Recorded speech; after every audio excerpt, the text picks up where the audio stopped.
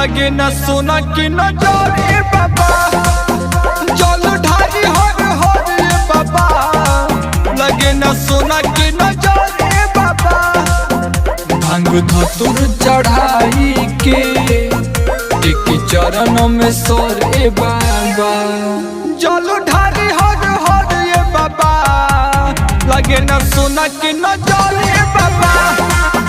जल ढारी हर हर ए बाबा, लगे न सोना की नजर ए बाबा। जल ढारी हर हर ए बाबा, लगे न सोना की नजर ए बाबा।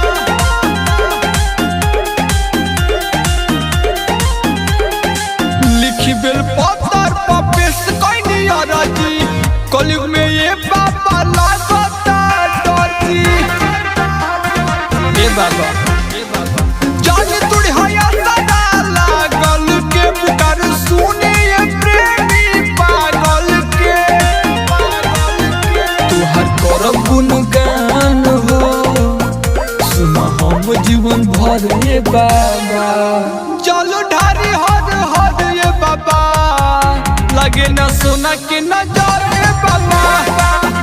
जल ढारी हर हर ए बाबा, लगे न सोना की नजर ए बाबा। जल ढारी हर हर ए बाबा, लगे न सोना की नजर ए बाबा।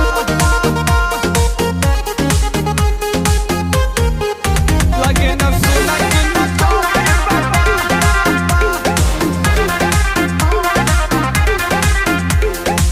रखी हो बचा के, लगे न काला जादू, कब मुरझाए न चेहरा गुलाबू।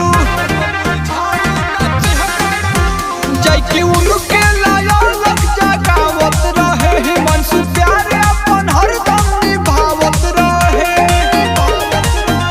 चलते बनाया शिष्या हो, दया छोड़ी नहीं डरे बाबा। जल ढारी हर हर ए बाबा, लगे न सोना की नजर ए बाबा।